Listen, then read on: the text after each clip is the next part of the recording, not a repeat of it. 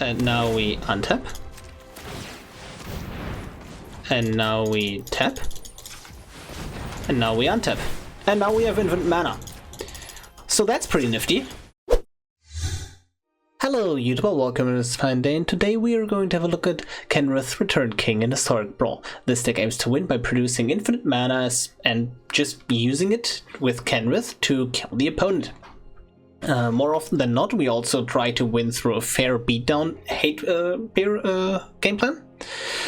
And this is a deck, let me tell you, this is probably the hardest deck to pilot ever on Arena, right?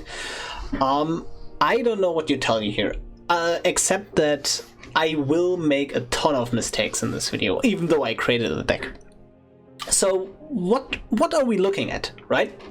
So first and foremost, we have a bunch of tutors to tutor up what we need. So if we search library, nope, perfect. So you can see we have a bunch of tutors ranging from Finale, Neoform, Fiend Eisen, Fauna Shaman, all of that stuff, to basically pick any card out of the deck on demand. And here's the real skill with this deck lies: knowing what to pick, when to pick it, like sometimes you don't even want to tutor, and then also just, do we win through infinite combos or do we win through beatdown? And what are these infinite combos I'm talking about? So the main concept is tapping and untapping a mana dork indefinitely, and then it produces more mana than it needs to untap. So how do we achieve this? The basic way, like the classic way as some people call it, is Gauntlets of Light. And this card can untap a creature that is enchanted to for 3 mana. If we in theory have a card that produces more than 3 mana, for example Selvala, while we have a Kenrith out on the field, Selvala produces 4 mana while there is a Kenrith on the field, but only takes 3 to untap. So now we tap, untap, tap, untap, and tap, untap, and now we have infinite mana of any color. And with that we can put infinite 1/1 counters on all of our creatures, gain infinite life, let the opponent infinitely draw their deck until they're dead, we can draw our deck, just all kinds of goodness if we have infinite mana. So that's the first combo. The first way to untap the creatures, I'd say, because there are like 20-30 something combos in this deck, like if you want to count total combinations or just even more, right? But I'm just counting the ways we can untap the creatures, and then you can like stitch the rest together, because sometimes you just go infinite with a Kin and Bonder Prodigy and something like a Leafkin Druid, well, not a Leafkin Druid, but like Incubation or Ilysian Caryatid, so you have a bunch of ways to produce more than 1 mana on a creature. The second way we untap our things, and that is the main way, is Emiel the Blessed. So what happens with Emiel? You blink a card, and then you give it haste again with Kenrith, or it has haste through the ability of Samut, Voice of Dissent. And what that means is we can untap something for 4 mana in total. We can reduce this cost with cards like Biomancer's Familiar or Zirda Dawnwaker to 1, and then we can combo off with different or like more creatures. Another way we go infinite here, and that is not necessarily with untapping, is Burning-Tree, Emiel, and a cost reducer, and that is also a very popular way, because Emiel only costs, the activation only costs 1 mana, and we blink Burning-Tree Emissary an infinite amount of times. So we only get infinite green and red, but that is enough to kill the opponent if we have 1 more white mana if Kenrith is not on the field. So now we have infinite green, red, and 1 white. We use that 1 white to cast Kenrith, and now we give everything haste and trample, and then put infinite counters on all of our creatures. As for the rest of the deck, we have a bunch of super like specific hate bears like Konoros, stopping graveyard stuff. That also stops your stuff, but like against the decks where you need it, it's really valuable. We have Redain, we Archon of Emeria, Yasharn against Sacrifice deck, just a lot of cards.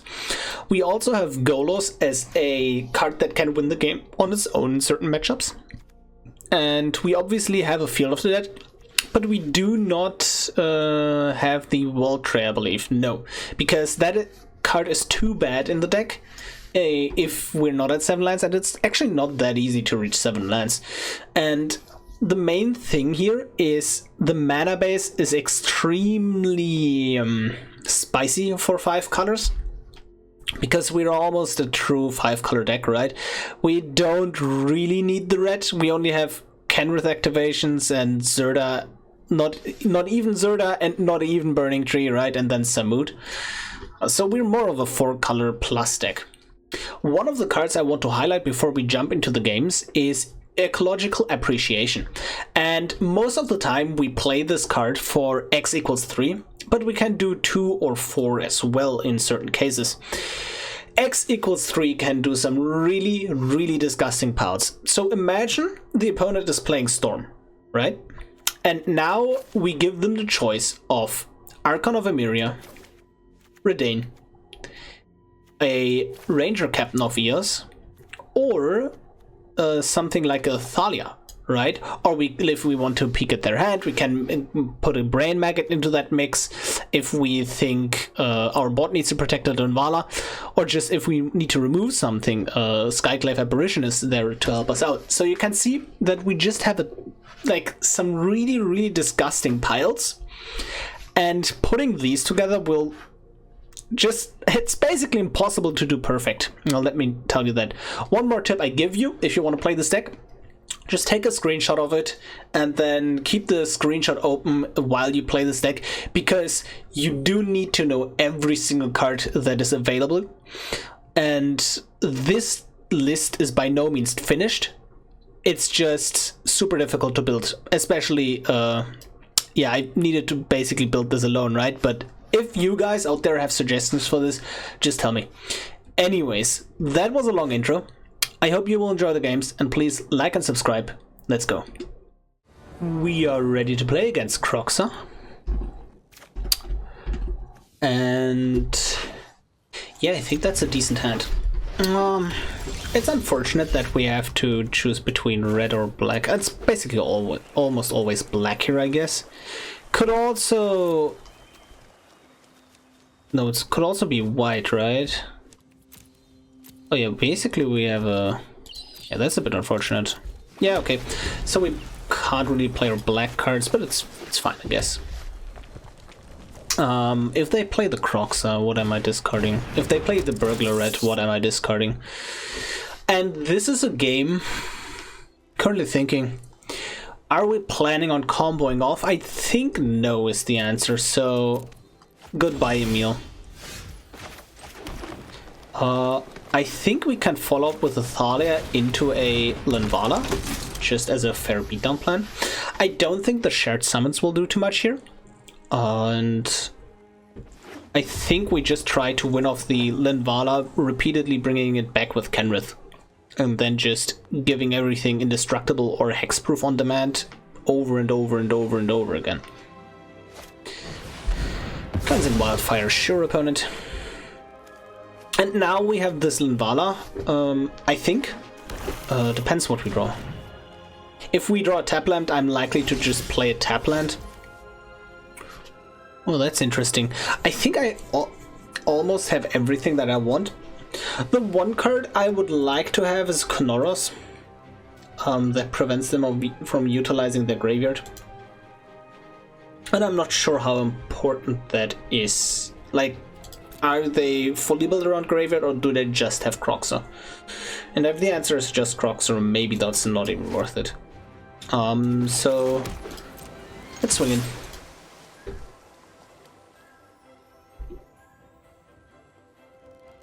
Don't think they will block this, right? Yep, and I think I will just go for the Linvala for the protection.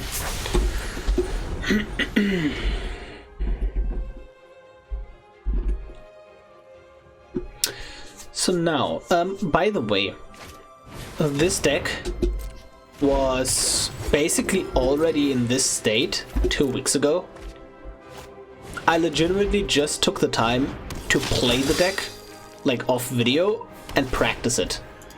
Okay, Emiel is exiled. again, we are not trying to win through a combo win anymore. But yeah, again, I just practice this deck actually. Like I usually, like sometimes, for example, the Garuda deck, like basically the first games I played were for the video, but not this deck. This is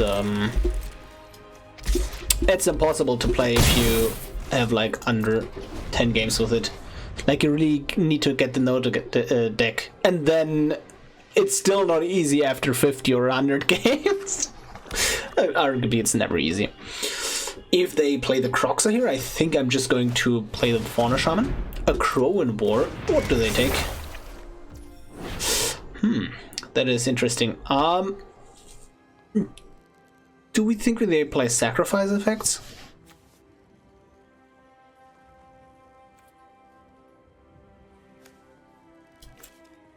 Oh, that's interesting.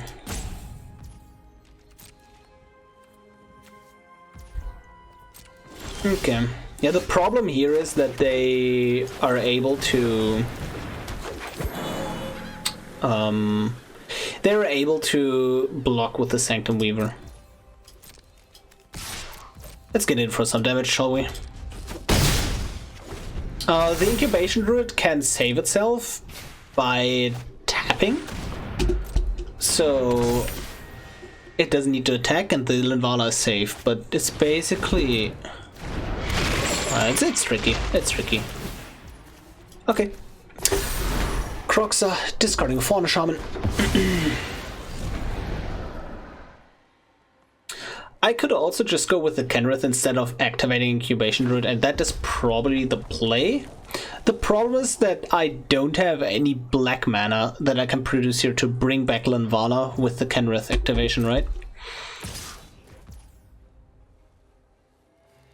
They do have 3 mana, Sanctum Weaver and Crown War. So the thing is, if they kill the Thalia, I'm actually fine with that, because then I don't need to attack and they can't block with the Sanctum Weaver, so I get the Sanctum Weaver back.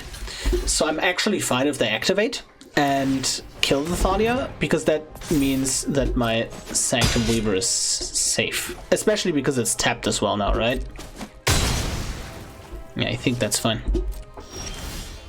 Oh, there's our black. Nice. Yeah, okay. I could also just go with the Vivien here. And the thing with Vivien is that that I play Kenrith and then I get a 4-drop or less from the deck. So Karavak is kind of nice here because it kills the Burglar and the Disciple, but I don't know if that is important enough to care about. They bring back Croxa, right? No, they can't. Well, that's a 4th card in the graveyard.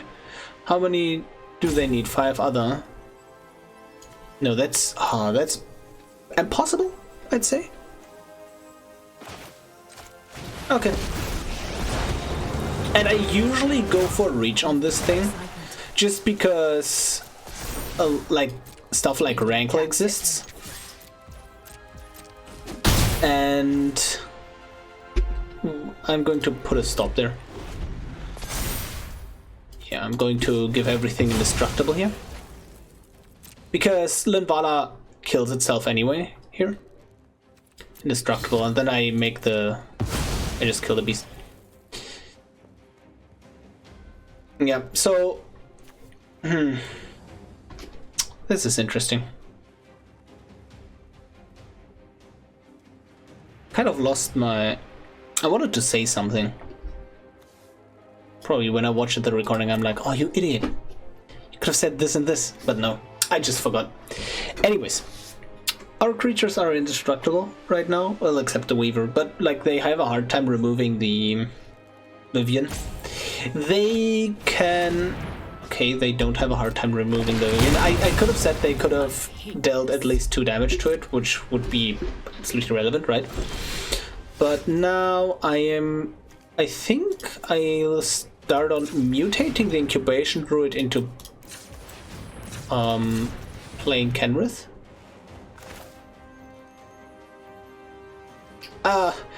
Yeah, right? because that is... Is it enough? It costs... Oh no, I have to do it in the other order. Oh well. Because it costs 5 to adapt, and that only nets 2 mana, so it costs 3 instead of 2. But I can now put a counter on the Incubation Druid with the Kenrith. And next turn I start looping Linvala with Kenrith, and that is hopefully extremely annoying for them. I think they might be able to get back... Oh yeah, they Thoughtseize and then they get the Crocs out, that's fine. The thing is, Kenrith will eventually outgrow any Croxa, right? And I just outlive Croxa as well. Okay, that's fine. The problem is the Triome dies here, but that is not too much of an issue, because I still have black through the Sanctum Weaver.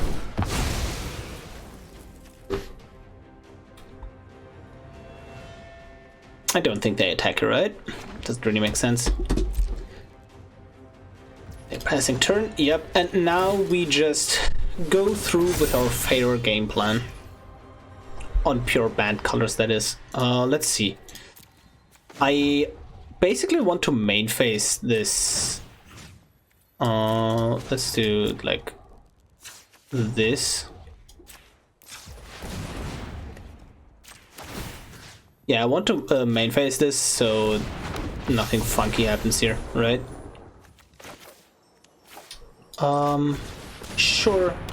Naga Vitalist as well. And I believe I just chill. Yeah. I mean... No, it's fine. I'm attacking. I swing in there at 12.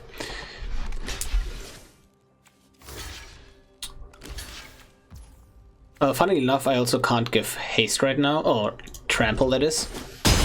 But this is fine. And I think they just die to this, right? Because Linvala is protecting my board after all. A Languish would be unfortunate, for sure, but then I'd still have Kenrith. I'd lose access to black and red, but it is what it is. Yeah, Kenrith can just win on this its own. Tome of Legends triggers, Croxa. They for sure get a lot of value out of this tome, though. Yep, they draw a card, as expected. And it's a land. Yep, pass turn. And now the really annoying stuff begins. Oh, and the really annoying stuff begins. I could also just search for a certain creature. Nah, I'm just... You know, sometimes killing the opponent is the best way of killing the opponent. Okay, and now we shall want to put a counter on you. Put a counter on you. And put a counter on... yeah, okay. They didn't like that. GG.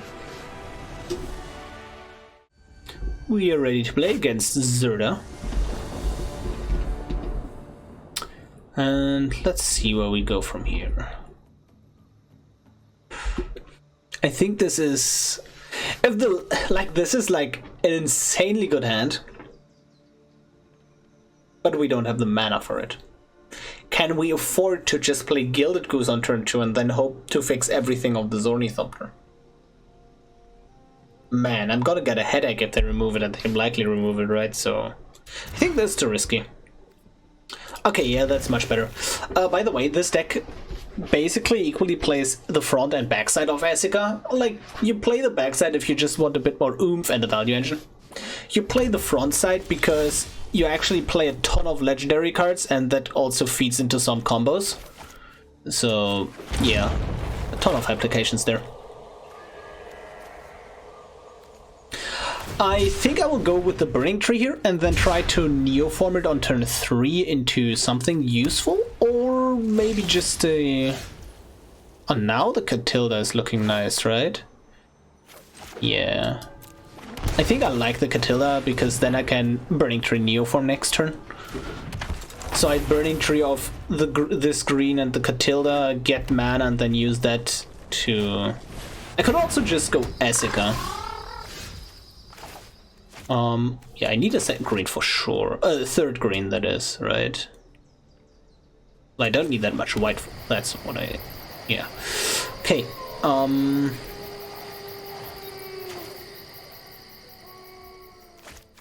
I think I could... I have some options. If I think I just want to go into a really long game, Guardian Project is the card to play here into the backside of Esika next turn. Can I play that, though? Green? No, that's white. So that's green always, then that has to be white. I'm missing red, right? But I can filter that next turn with the Burning Tree. Yeah, I think that works. Next turn I just play the Prismatic Bridge off of the Burning Tree. So that's my blue, white, black. Oh no. Opponent, please don't do this to me. Okay, now this is a bit unfortunate.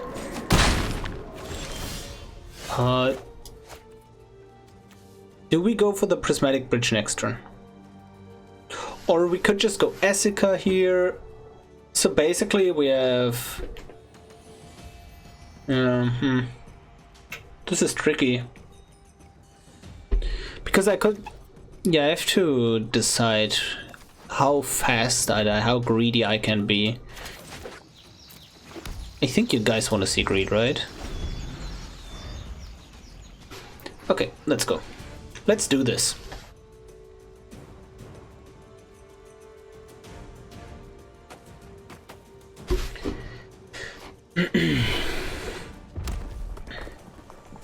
So the opponent,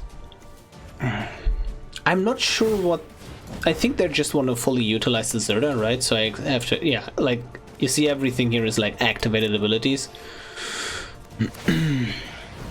Yeah, the 1 mana discard card, draw a card. I'm currently trying to think which activated cards I can expect, but most of them are played so rarely that I think I don't know them off the top of my head. Black, white, blue, green, red. Okay, so I have to play Burning Tree off of these two lands.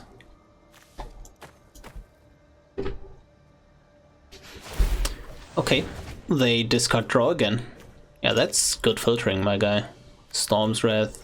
Man, you're discarding so much removal. You sure? So I have double white and I have double black already. I think a third white is better than that. Okay. Green, green. Esika. Come out and play. Yeah, this Samut is probably rotting in our hand a bit now, but it's what it is. So the next card I think I want to play here is... Zirda? Not Zirda.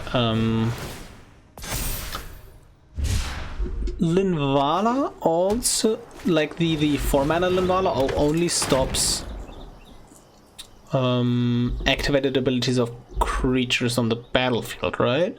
Oh no, activated abilities on the battlefield? Wait, I am actually just going to Scryfall during the game. Let's see. Because I actually don't know this. Because if Linvala stops cycling... no, Linvala is activated abilities of creatures your opponent's control can't be activated. Does that mean they can't cycle creatures? No.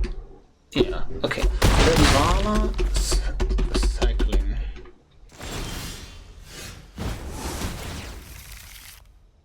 Okay, she can't. Well. She can't. What does that mean for us? Wow, that Faeburrow Elder is disgusting. Wow, that Faeburrow Elder is disgusting. So I can go down to 8 here, but I can go Kenrith give the Faeburrow Elder haste of this Blood Crypt I just drew, and if I had one more mana, that would be infinite, right? But off of that, I can play some Moot. Yeah, I think that's good enough, right? Yep, tap, tap, tap, tap.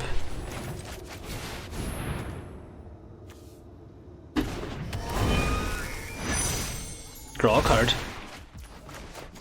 I think I want to give all creatures haste and trample right now. I think I'm not even attacking with the Kenrith, but I for sure want to attack with this Elder. Also, one thing is, don't make the mistake of just passing now. They only gain haste until the end. So, until the end of the turn. So I was 1 mana away from going infinite here, because I can just Gauntlets the Faeburrow Elder because I control every single color combination with Prismatic Bridge here. Okay, if we don't die, we don't die. Wiser words have not been spoken yet. Okay, let's see.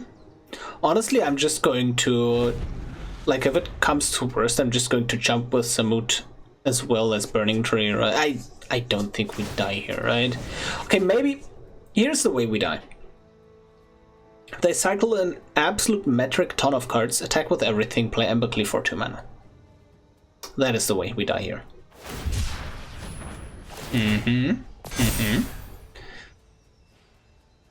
Now they play the cast out.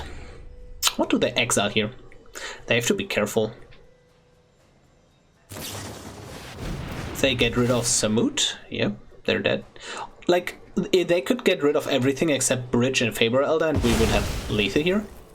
So I am 1000% blocking something with the Kenrith as well. Let's see how this goes. Oh, can't block this turn. Yeah, that's, you know, kind of can't block. Okay, let's block here. So we do have infinite now. And this might take a while. Okay, 1, 2, 3. This. And now we untap. And now we tap. And now we untap. And now we have infinite mana. So that's pretty nifty. Yeah, if we had 1 more mana, we could have done this last turn. And maybe they want to surrender eventually. I can speed this up with a Biomancer's Familiar. Okay. So we produce everything infinite except white. Yep. And that's GG. Easy peasy. We are ready to play against Brewback the Grandiloquent. And it's either petitioners or it's not petitioners, right? I think the problem here is I have a Ravenous Chupacabra, and that's literally uncastable. But I think I can just... like, the way I can just win against petitioners is just removing their petitioners and blinking my Skyclave with Emiel. Okay. Yep, that's a fine draw. Everything except black available. But it is how it is. Okay. We shall Skyclave for you. And we start the exile train.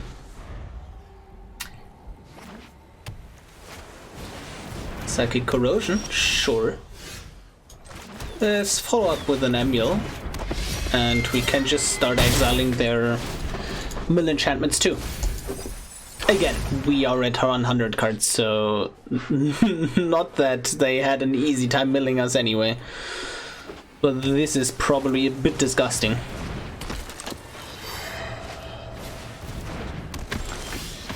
Okay, I think I will put on some pressure with the Burning-Tree. If I get... If I grab a activation reducer, we have infinite here. But if I grab an activation with the infinite, I can just exile their stuff as well. Like, there are so many possibilities. If we hadn't drawn the Burning-Tree, I would have still argued the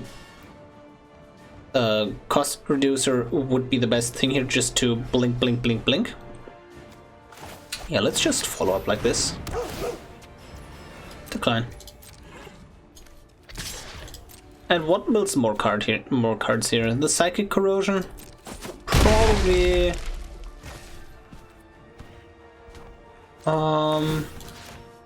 we give them creature now for sure.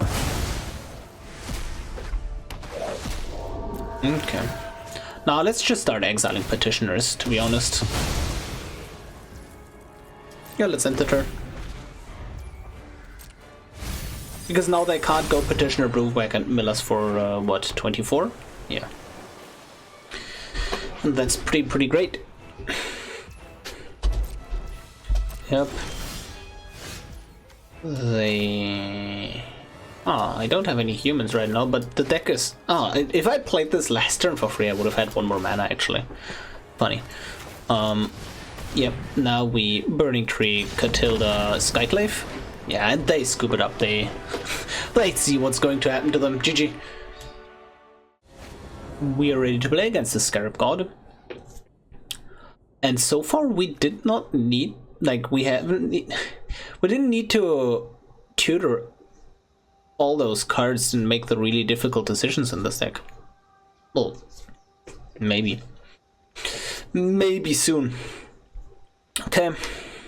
This is a classic, I like this hand, I don't like the mana-based situation. Again, we need a few, like some better lands than we already have, because 100 cards is like at 60 card it was fine for 5 color, because you just played the shocks and you were like super happy, but now you have to add worse dual color lands, so it's kind of iffy. Opponent goes first. I could be greedy. I think I don't wanna. Honestly, this is better, because now we have one of a few nice protection pieces with Destiny Spinner here. I think I just take the 2 here and shock myself just to have some flexibility. Let's go with land, I think. I feel like if we just hit our land drops, we are able to hopefully win this. Okay. I think we started on the Paradise Druid. Okay.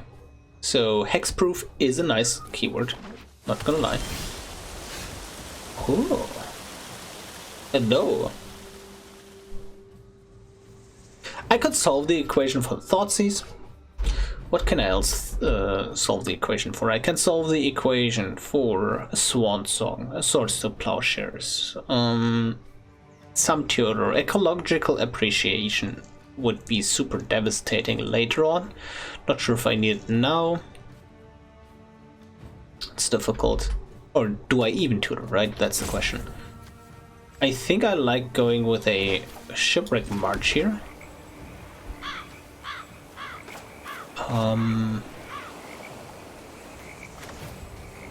Maybe just a Rotclaw Creeper. Because, like, Linvala doesn't save me from board wipes, doesn't it? If I go with solve the equation, what does that give me? Does that guarantee some disgusting stuff next turn? No, not really. Okay. So now the removal spell is active on the incubation, well, on the Paradise Druid. That's fine. I think they will call the Elder anyways. We might want to solve later for a... Oh, they have another removal spell? Likely. I think we might want to solve later for Swords to Plowshares. We rarely need more than 1 blue mana in this deck.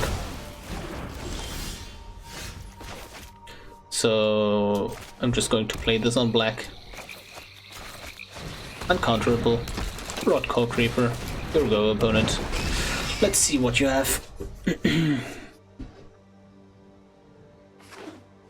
I would prefer to play this Linvala before Kenrith comes down. I'm not sure if I have the time here.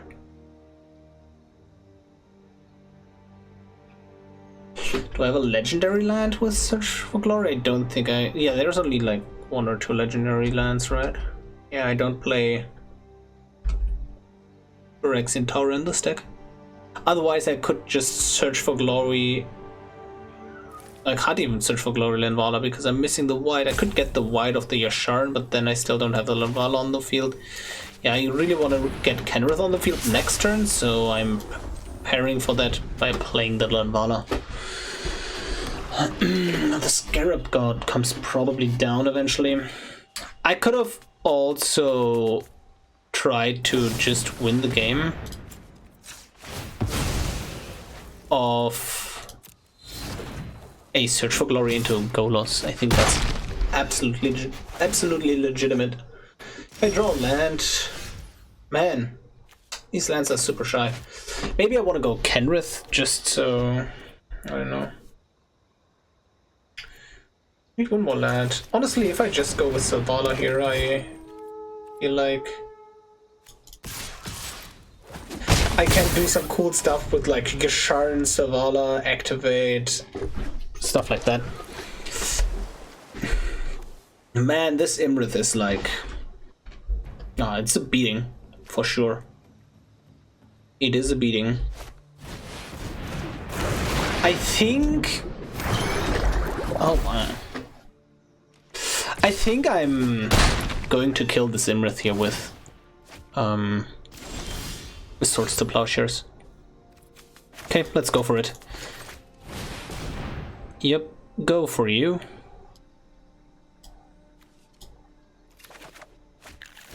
And white blue, because then we can still Swansong. Yeah, and exile. Yeah, not the play I wanted to make, honestly, but I think it's the play I arguably should have done last turn as well already. Oh, yeah. If I were you, I'd just surrender. Let's reduce the That is extremely unfortunate. If I draw the white source here, that would be quite nice. anyway. Not sure if the deck is so nice though. Okay, sure.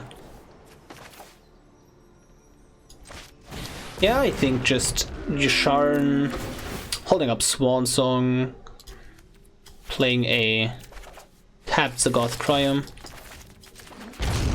So the reason why we play Snowlands is because of Search for Glory, because now this can search for basics as well. Excuse me, basics as well. Scarab God comes down, brings back probably Linvala, just a flyer to beat me in the air. Oh, if you're doing that, I'm just gonna counter that, right? Okay, Swansong the Swansong, that's absolutely fine. They now draw one less card off the Seagate. And I get a flyer, which is super relevant in killing this Liliana, because I can Kenrith plus it, and I think I'm about to do that. So now I draw a card because this is the highest power, right? I can get 5 mana. I get double green, and then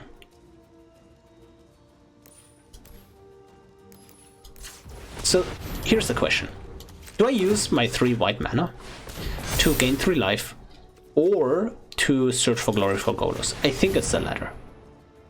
Just do it while I can. And try to win off this Golos, right? Because now the Lily is dead. They can play Scarab God and return 1 card immediately. But I don't think they have too much effect here. Again, I think they go for the Linvala. Oh, there is a Panharmonicon. Okay, they go for an ETB sub-theme. Yep, sure. Goes into my zone. Do they have another removal spell? I think it's likely, because just like Scarab God plays a ton of removal, right? I think I go with Golos this turn, because this is just playing out too nicely, where I play Golos, I get field, I play land, get another zombie. Widow to Dead, there you are. And yeah, I think I always play my lands out, right?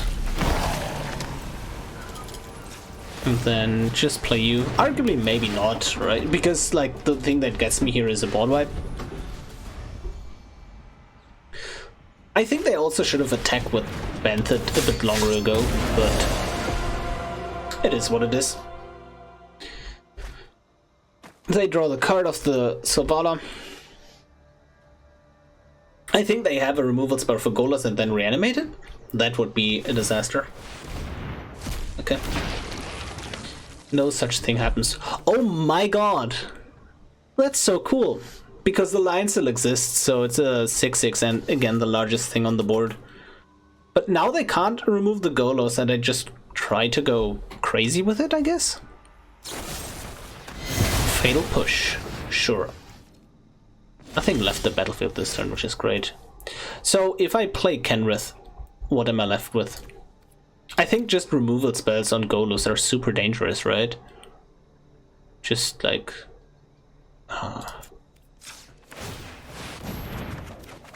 Ooh. That doesn't do anything. Great. Yep. Get you out. Get you out. Ah. Honestly, I think I misplayed this. Because yes, Golos is cool and all, but them having Golos... Oh, they can't activate it, I forgot. Because, yeah, they don't have the colored mana in the deck, I think. Walk the Plank the Thalia, sure. I doubt they bring the Thalia back, right? Now my next plan is just gaining a ton of life off this Kenrith, because the Scarab God drains me every turn. Yeah, the Golos is actually less scary on their side of the field than one might think. I think they go for the Linvala, right? Because that is just super annoying for me to deal with. It's just so annoying that they also reanimate my stuff. So I now can't bring back my Linvala. It's dead now though. Well, exiled. So it's basically dead from the graveyard. I don't think they ever attack here, right? I just triple block with some zombies. Don't care. They can't activate the Might Zone to draw a card currently because I have a Yasharn on the battlefield. Okay, they go for the Arcane Signet. Dust Legion Zealot draws them a card. Draws them 2 cards, I forgot. Okay, we go with Kenrith. And that gives me 5, well that's 4 mana currently. 5, 6, 5, yeah. So if I play the Cemetery, I can put a counter on this before I start gaining 10 life. I could also activate Golos, right? Yeah, that's a thing. I think I want to do that. Okay. Reasonable. I think I go down to 9 here.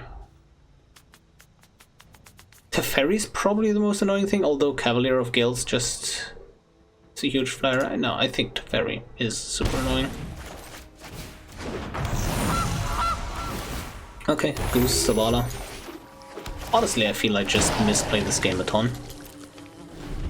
Okay, can I win next turn? Well, yes, absolutely I can. Except if Yasharn dies. That would be... Well, only if Yasharn dies, that is. Because I can't activate my Fiend Artisan to fetch a card here from the deck. Otherwise, I can grab Emiel, put a counter on Kenrith, and then Kenrith, Selvala, Emiel is infinite mana if I have 6 power in play, which I can do by putting a counter on Kenrith. Do I die here? I'm down to 2 life. In the air, right? No. No. I can go for a goose. So currently my own Yasharn prevents me from winning next turn. I do realize, I did realize that when I constructed the deck as well, obviously.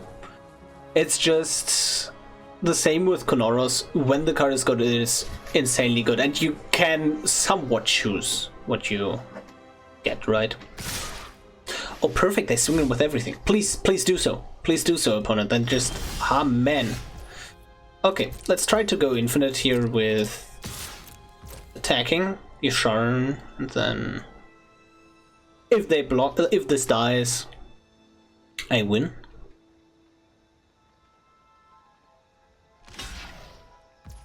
Okay, so now I win. And the way we win post-combat is we just let them draw their whole deck. It's just super tedious, and hopefully my opponent surrenders before that happens. Okay. So first start by putting a counter on Kenrith before you forget it, right? Now we go for 4. We sacrifice a zombie.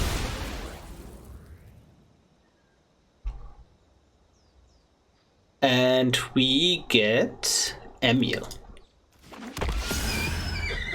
Right? So now we have Emiel here. We float a bunch of red mana. Right? Blink you.